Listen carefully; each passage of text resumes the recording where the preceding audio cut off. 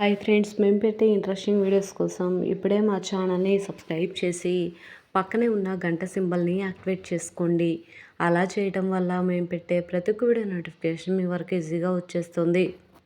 ఇక లేట్ చేయకుండా వీడియోలో ఏం జరుగుతుందో చూసేయండి. ఇకపోతే రామలక్ష్మి చాలా బాధపడుతూ ఉంటుంది. ఆది వచ్చి, ఏంటి రామ, ఇంకా దాని గురించి ఆలోచిస్తున్నావా అని అంటూ ఉంటే, అవునాద్య, సరికి ఈ పరిస్థితి రావటానికి కారణం నేనే కదా. సరిక ఎప్పుడు నాతో మాట్లాడరేమో, నా ముఖం వైపు చూడటానికి కూడా ఇష్టపడట్లేదు అని అంటూ ఉంటే, అదేంటి రామ అలా అంటున్నావు, నువ్వేమీ కావాలని ఇక ఆయన్ని స్టేషన్కి పంపించలేదు కదా, అయినా నువ్వు వద్దన్న ఇంటికి రావడం ఆయన తప్పు అని ఆద్య అంటూ ఉంటే, నువ్వు అనేది నిజమే ఆద్య, కానీ ఆయన ఆ టైంలో మా ఇంటి ముందు వచ్చి నించునేంత తప్పు చేశాను అంటే నేనే కదా. అసలు ముందు సరికి నా మీద ప్రేమ లేదు, నేనే సర్ వెంట పడ్డాను, ప్రేమ అని వెంటపడి ఆయన్ని వేధించాను. చివరికి ఆయనకి నా మీద ప్రేమ లేదని తెలిసి నేను ఆయన్ని దూరంగా పెట్టాను. కానీ తర్వాత ఆయన నా మీద ప్రేమని పెంచుకున్నారు. అప్పటికే నేను బాబాయ్ కాళ్ళ మీద పడి క్షమాపణ అడిగేశాను. నాన్నని మోసం చేయలేను అని చెప్పి బాబాయ్కి మాట ఇచ్చాను.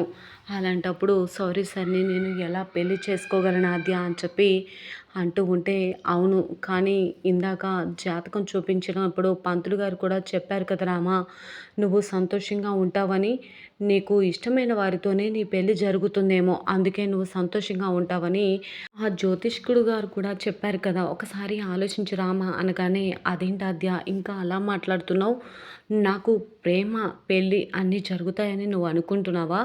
ప్రాణంగా ప్రేమించిన నీకు సీను బావకే పెళ్ళి జరగలేదు. అలాంటిది నాకు సరికి పెళ్ళి జరుగుతుంది అంటే ఇక కలగానే మిగిలిపోతుంది. అది ఎప్పటికీ జరగదు అని ఏ విధంగా అంటూ ఉంటే, అయ్యో రామ అలా మాట్లాడుకో అని చెప్పగానే, సరే ఆద్య, నా మనసేం బాగోలేదు, నేను అలా వెళ్ళిపోతాను అని చెప్పి అటువైపుగా వెళ్ళిపోతూ ఉంటుంది.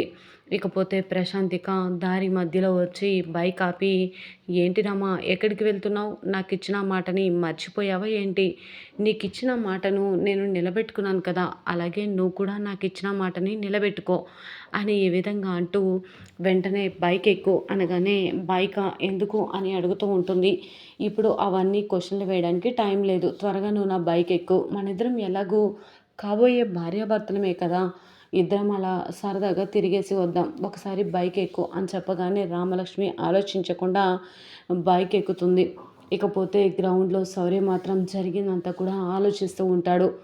రామలక్ష్మి వాళ్ళ ఇంటి ముందు శౌర్య రామలక్ష్మి కోసం ఎదురు చూడడం, పోలీసులు రావడం, రామలక్ష్మి వచ్చి ఆయనకు నాకు ఎటువంటి సంబంధం లేదని అందరి ముందు చెప్పటం అంతా కూడా గుర్తు చేసుకుంటూ చాలా బాధపడుతూ ఉంటాడు.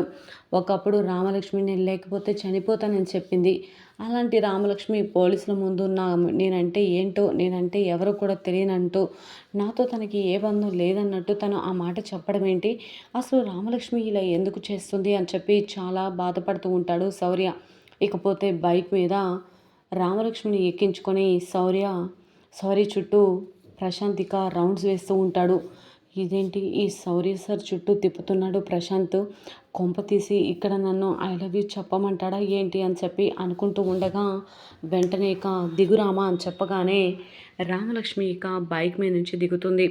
ప్రశాంత్ కూడా బైక్ ఆపి రాగానే, ఇదేంటి వీడు రామలక్ష్మిని ఇక్కడికి ఎక్కించుకొచ్చాడు, నేను రామలక్ష్మి ప్రేమించుకుంటున్న విషయం వీడికి తెలిసిందా ఏంటి అని చెప్పి శౌర్య ఆలోచిస్తూ ఉంటాడు.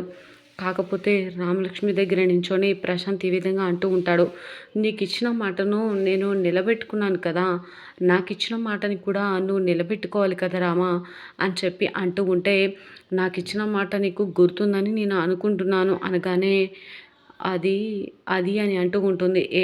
ఏది లేదు, నువ్వు ఖచ్చితంగా ఇప్పుడు ఐ లవ్ యూ చెప్పి తీరాల్సిందే అనగానే శౌర్య ఈ విధంగా అంటూ ఉంటాడు. ఏయ్ ఏంటి ఏం మాట్లాడుతున్నావు నువ్వు, నీకు రామలక్ష్మి ఐ లవ్ యూ చెప్పడం ఏంటి అని అడుగుతూ ఉంటే, మరి నాకు కాక రామలక్ష్మి ఇంకెవరికి ఐ లవ్ యూ చెప్తుంది అని ఈ విధంగా ప్రశాంత్ అంటూ ఉంటాడు. ఏంటి రామ ఏం జరుగుతుంది ఇక్కడ అని అంటూ ఉంటే, రామలక్ష్మి ఏం మాట్లాడకుండా సైలెంట్గా ఉండిపోతుంది. వెంటనే ఇక ప్రశాంత్ ఇలా అంటూ ఉంటాడు, రామలక్ష్మి చెప్తావా చెప్పవా అని అడుగుతూ ఉంటే అది ఐ లవ్ యూ అని అంటూ ఉంటుంది. ఏంటి ఏం మాట్లాడుతున్నావు? నువ్వు చెప్పేది నీకన్నా వినిపిస్తుందా?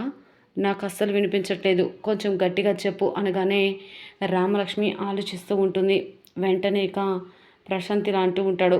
చెప్తావా లేదా మీ నాన్న దగ్గరికి వెళ్ళి జరిగిందంతా చెప్పేయమంటావా అని బ్లాక్మెయిల్ చేస్తూ ఉంటే వద్దు చెప్తాను చెప్తాను అని అంటూ ఉంటుంది.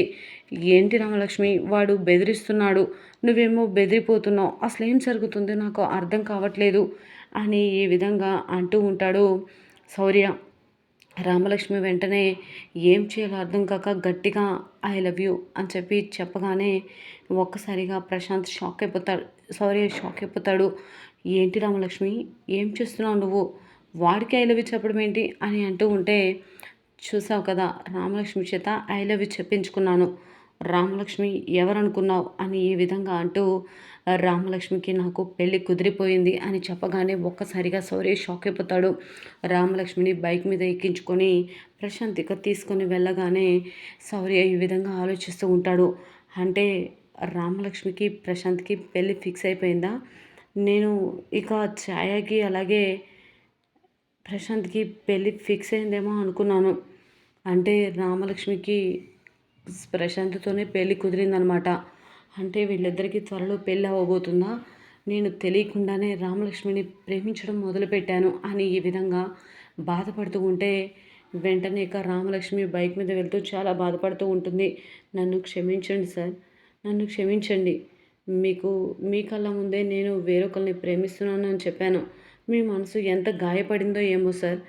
కానీ ఆ రోజు మీరు కూడా నేను ప్రేమించట్లేదు అని చెప్పారు కదా, ఆ రోజు నేను అంతకంటే ఎక్కువ బాధపడ్డాను అని చెప్పి ఈ విధంగా రామలక్ష్మి చాలా బాధపడుతూ ఉంటుంది. ఇకపోతే చారు ఇంటి దగ్గర ఏం పని చేయకుండా బెడ్పై పడుకొని నిద్రపోతూ ఉంటుంది. వెంటనే ఇక పద్మ వచ్చి ఏంటి తీరిగ్గా పడుకున్నావా? చూసావనే పార్వతి అది ఎలా పడుకుందో నాకు కడుపులో రగిలిపోతుంది. మా అన్నయ్యతో నాకు కొరడా దెబ్బలు తప్పెళ్ళావు. నువ్వు మీ అక్క కూతురుని తీసుకొచ్చి నా నెత్తర పెట్టావు.